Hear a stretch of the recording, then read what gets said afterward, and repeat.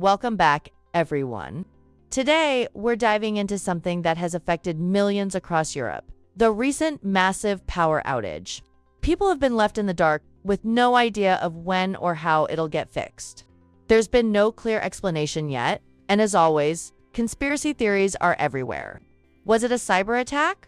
Or maybe a bigger political move behind the scenes? Who's to say? We'll get into all of that in just a bit.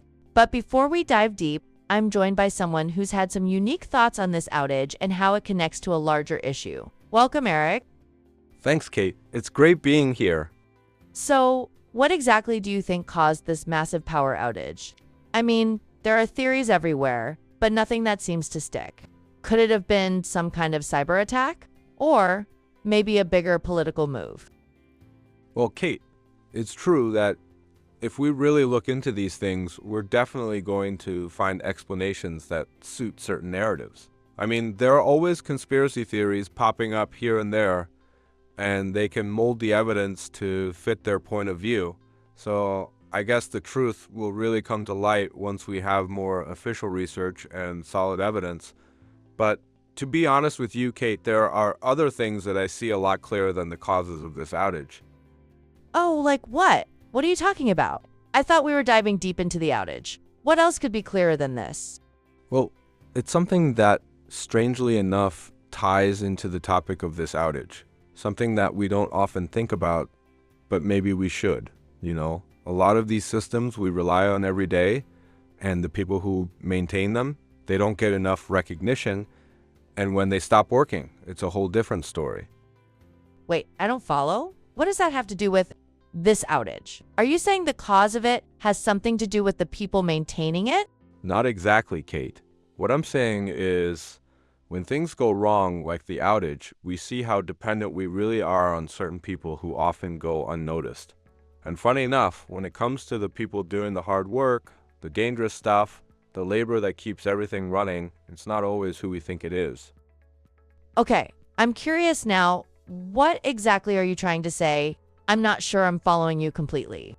I'm saying, Kate, that when the power goes out, when there's chaos, when the systems break, the people who step up are often men. It's the workers who climb the power lines in a storm, the emergency responders who rush into burning buildings, the engineers who restore the grid, and they do all of this in silence, without much recognition. We don't even really stop to think about it. And this isn't just about the outage we're discussing. It's a bigger issue that's been going on for a while now. We rely on these men to keep society from falling apart, and yet we rarely acknowledge their contributions.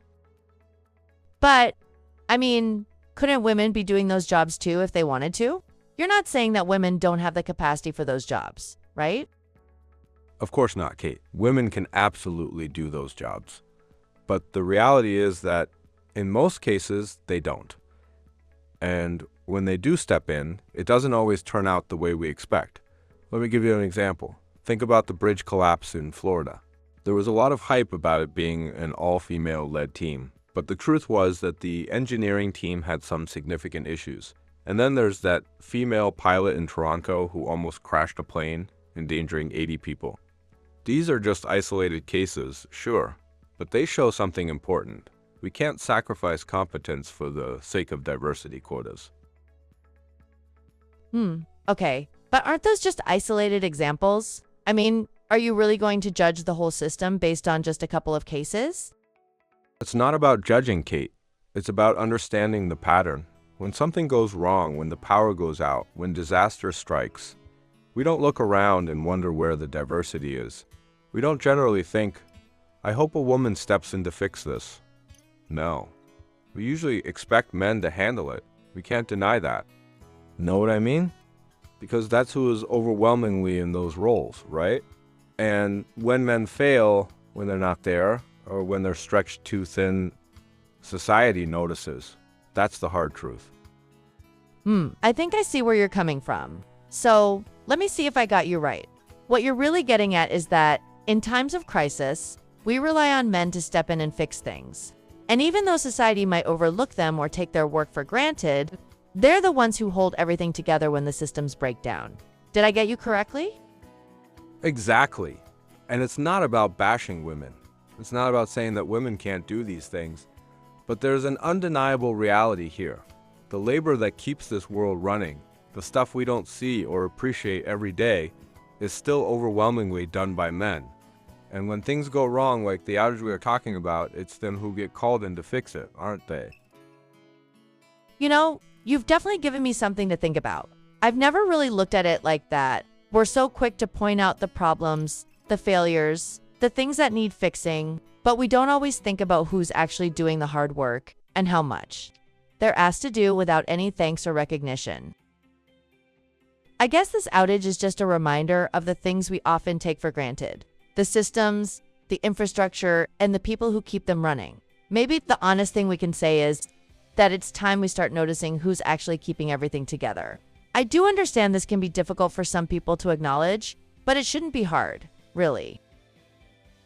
Yeah, and I think you're starting to get it, Kate. It's not about waiting for someone to save the day. It's about acknowledging the ones who are always there, working in the shadows, making sure everything doesn't fall apart. Well, I think that's a conversation we definitely need to have more of. Thanks for opening my eyes to that. It's more than just an outage. It's a much bigger picture. You know, it's funny. We're all sitting here talking about power outages, but honestly, when it all goes down, it's the people in the trenches that we need to remember. It's like we only notice the plumbing when the pipes burst, right? Nobody's handing out medals for fixing the power grid, but without those guys, we'd all be sitting in the dark.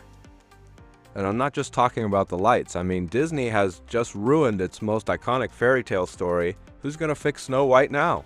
Oh no, don't even get me started on that. The Snow White remake, what have they done? Right? It's like we're out here fixing the power grid, and Disney's out there rewriting the classics. But hey, point is, let's not wait until the system breaks to appreciate the folks who keep it running. We should probably start saying thanks more often.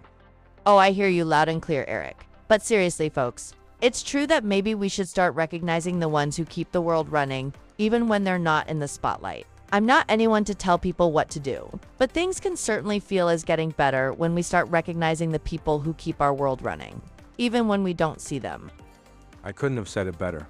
Thanks for joining us today, Eric. Your words have definitely given us something to think about. Thank you, Kate, for having me. It's been a pleasure. You're welcome. And on that note, thanks everyone for tuning up this podcast. See you next time.